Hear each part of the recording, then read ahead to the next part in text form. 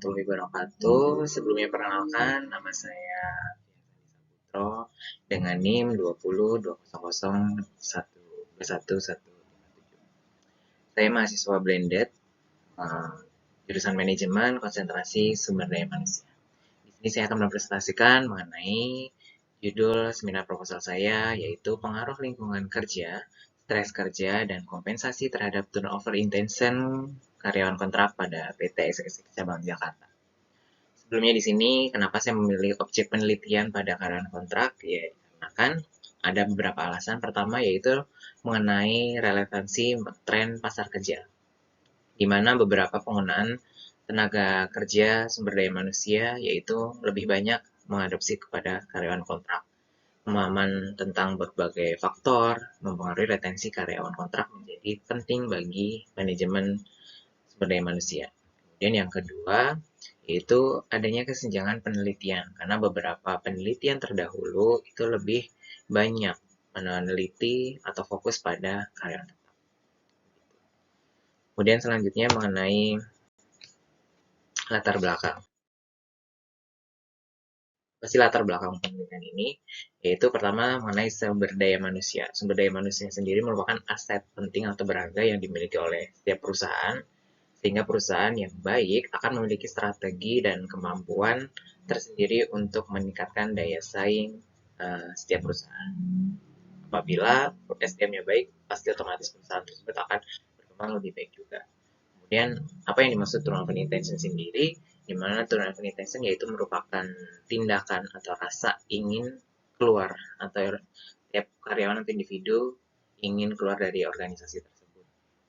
Nah, kemudian di sini untuk objeknya itu pada karyawan PT Cabang Jakarta sendiri, banyak karyawan kontrak yang mengeluarkan diri atau resign sebelum masa kerja berakhir. Jadi banyak karyawan kontrak di PT SSC sendiri itu mengakhiri masa kerjanya sebelum berakhirnya masa kontrak. Kemudian apa aja sih yang dipengaruhi dari karyawan kontrak itu mengundurkan diri? Itu berbagai faktor, yaitu mulai dari tingkat stres kerja yang tinggi mungkin berdampak pada karyawan tersebut ingin mengundurkan diri. Kemudian juga adanya lingkungan kerja yang kurang bagus atau kompensasi yang tidak memenuhi atau kompensasi yang tidak sesuai yang diharapkan oleh perusahaan. Sedangkan banyak perusahaan yang sudah banyak memberikan kompensasi yang sesuai. Kemudian selanjutnya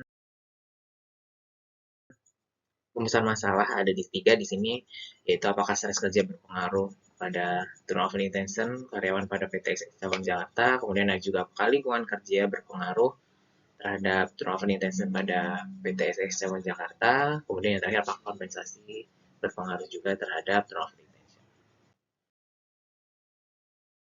Dan tujuan penelitian, di sini tujuan penelitian untuk menguji serta menganalisa apakah stres kerja, kemudian lingkungan kerja, dan kompensasi itu berpengaruh terhadap turnover pada karyawan PT SSC Cabang Jakarta.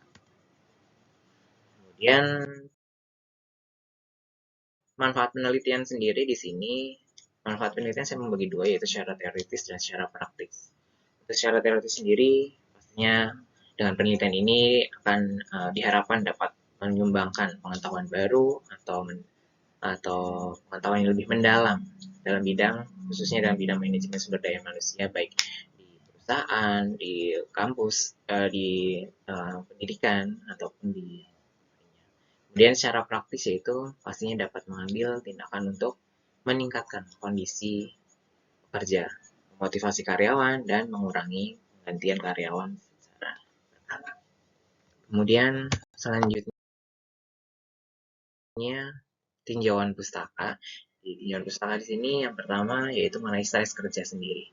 Stres kerja itu menurut Andani 2020, stres kerja merupakan keadaan dinamis individu dalam menghadapi peluang batasan atau tuntutan yang terkait dengan hasil yang diinginkannya.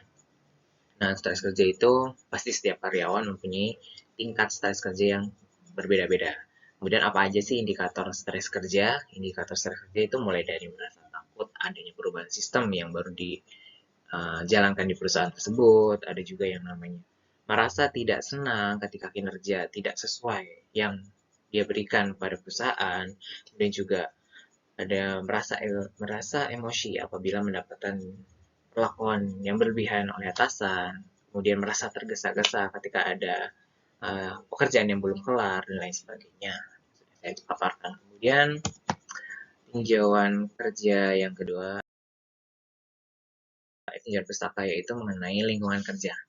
Nah, lingkungan kerja sendiri itu merupakan bagian dari uh, suasana bekerja atau karyawan melakukan aktivitas pekerjanya, mulai dari lingkungan kerja non fisik ataupun fisik.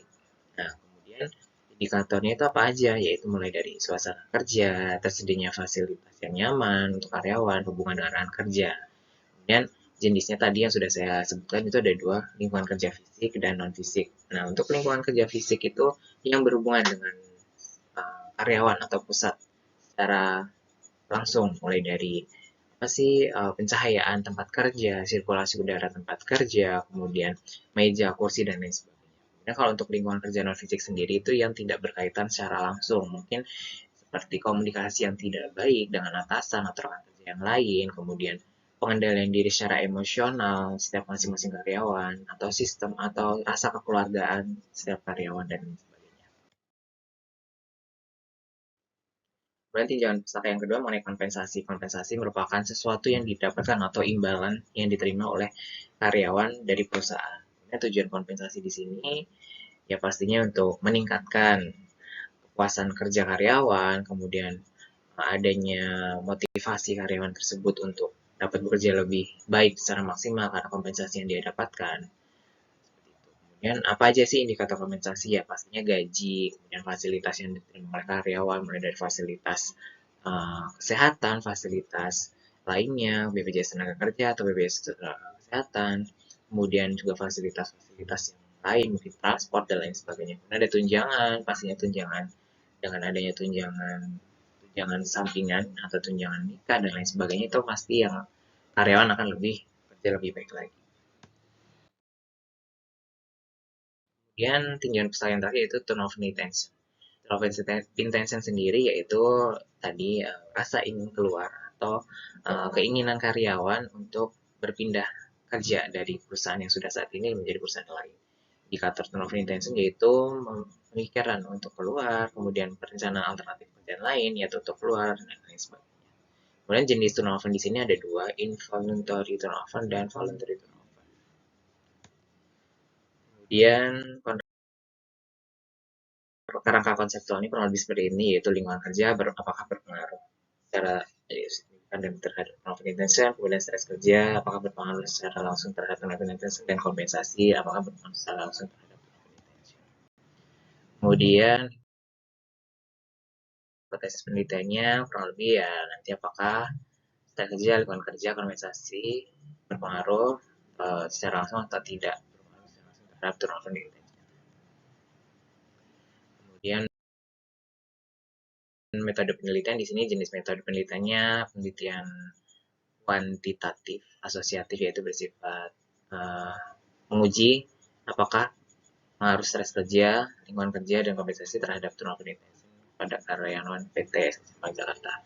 Objek penelitian dilakukan di wilayah Jakarta Utara, DKI Jakarta. Objek penelitian semua karyawan kontrak PT SX Cabang Jakarta, dengan populasi dan sampelnya. Populasi yaitu kurang lebih karyawan 2.900, dan sampel yang diambil nanti kurang lebih 300 karyawan.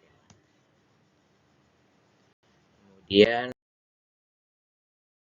metode penelitiannya mulai dari wawancara dengan HRM, kuesioner, dokumen, dan sebar kuesionernya kurang lebih ada 4 skala, yaitu sangat setuju, setuju, tidak setuju, dan sangat tidak setuju. Kemudian metode penelitian analisis data menggunakan uji data Smart BLS melalui aplikasi Sobat BLS ini. Kemudian nanti akan ditemukan ada beberapa uji seperti yang sudah dipaparkan di sini. Ada uji mention model, uji struktural model. Uji mention model itu ada dua, uji validitas dan uji reliabilitas. Kemudian nanti uji struktural model, yaitu inner model, apakah model yang dilakukan untuk memprediksi hubungan kausal antara variabel. Terima kasih, mungkin cukup sekian presentasi dari saya. Apabila ada kurangnya, mohon dimaafkan dan semoga menjadi bahan pertimbangan oleh Bapak Ibu dosen penguji atau penguji. Terima kasih.